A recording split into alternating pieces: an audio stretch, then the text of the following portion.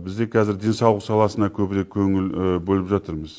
Біз арнайы онкологиялық диспансер бөлек құру шешім қабылдадық. Бұрын енді көп салалы ауруханада бір бөлімі болып жоспарда болған еді.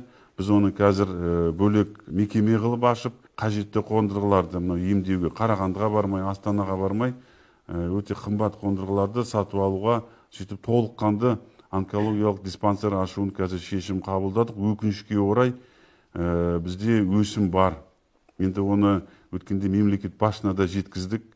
Осы экологиялық біздің апаттық өңірге енгізуге мемлекет басшысы тапсырма берді. Жезқазған, Сатпаев, Ұлытау өңірінің бір бөлігін бұрынғы Арал экологиялық апатты жағдайына бұрынғы Жезді ауданы кіріп тұрды.